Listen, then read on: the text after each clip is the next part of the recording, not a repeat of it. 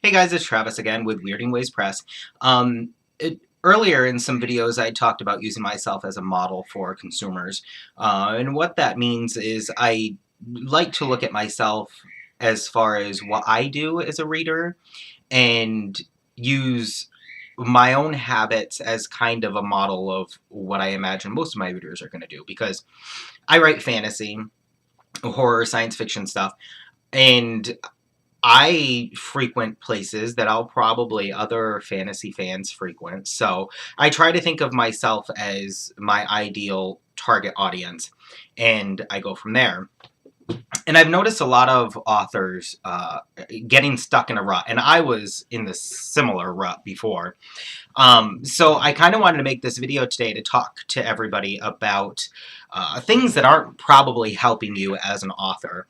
Now you have to imagine, again, think of yourself. You're an author. What do you want to do? You want to sell enough books, probably to survive on. That's kind of the dream, right? But there's some habits that a lot of us fall into that aren't really helping us. One of them, a big one that I see, is like trains. Now, this is when you have a Facebook group where someone says, hey, let's start liking each other. I will post my Facebook page, and then you like that and comment with your Facebook page, and then I'll go like your Facebook page. But who are you liking? What audience are you gathering there? Sometimes it's a conglomerate of a bunch of people. You might be an author and you have someone who's selling feminine products, you know, customized feminine products, and they want you to go like their page. Well, I'm a guy and I have no need for feminine products, but I'm going to go like their page in exchange to get them to like my page. But what this person is doing is trying to sell their feminine products, and I'm trying to sell my books. And we're not really going to meet at a point to where either of us are buying each other's stuff. So like trains don't help.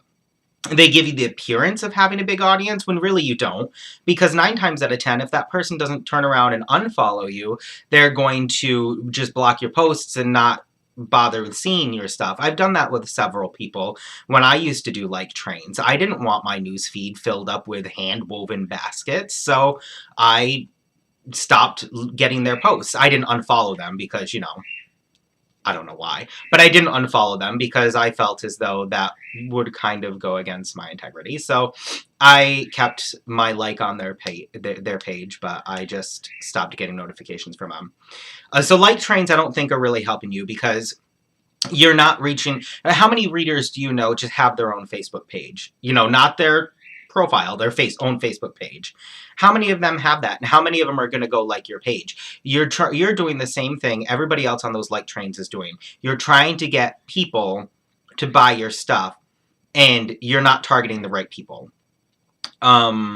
The other thing I see a lot of authors do, and now this is really irritating the crap out of me because I see one specific author do this a lot, and I'm not going to name names and I haven't messaged them, but they will go to all of these different reader groups and they will post nonstop spam shit about their book.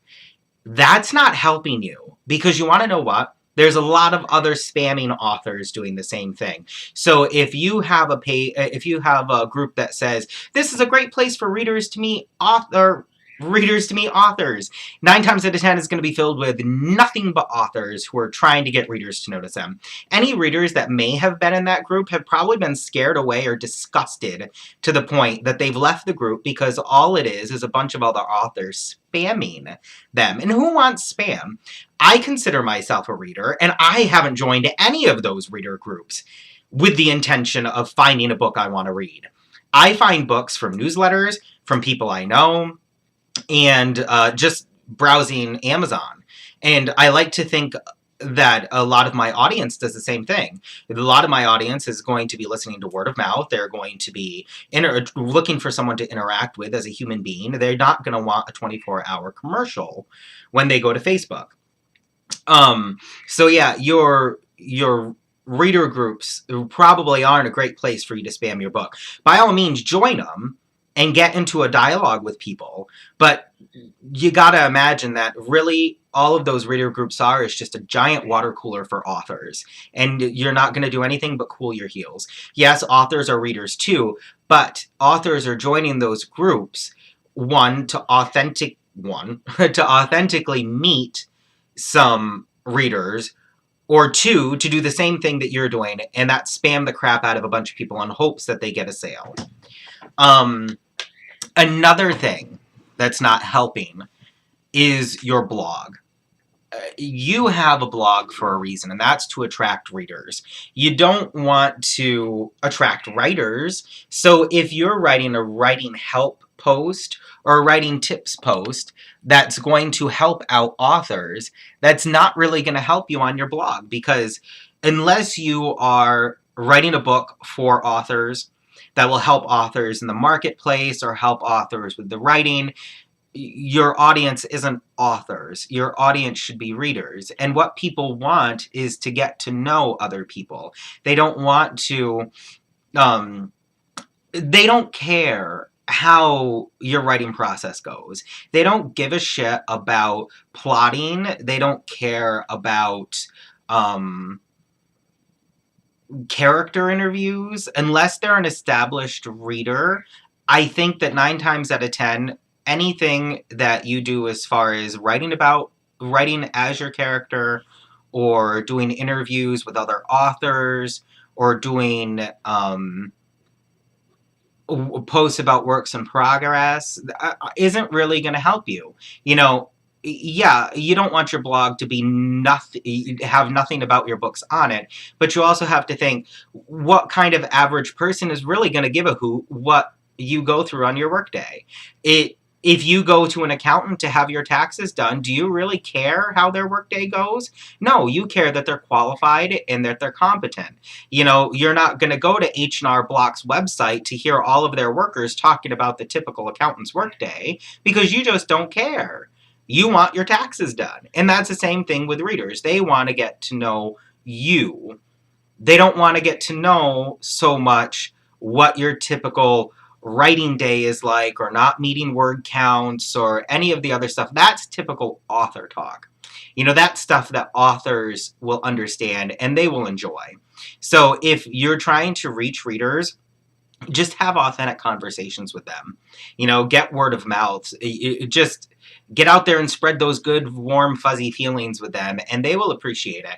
If you respond to them and talk to them like you're a human being, and not that you just want them to open their wallets and throw money at you, then 9 times out of 10, they will be more likely to follow you and maybe pick up a book. And that's what you want, right?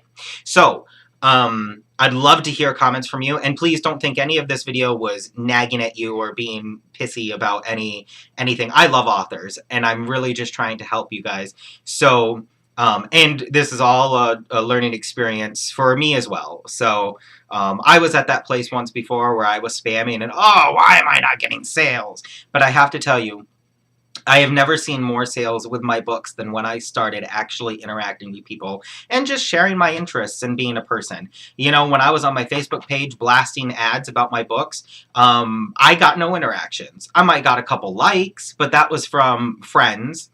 Now that I post funny vines, or I post pictures, or just a daily update about what's going on with me or my dog, I get more interaction and I've seen more sales with my books. And not an astronomical amount of sales, but I've seen sales.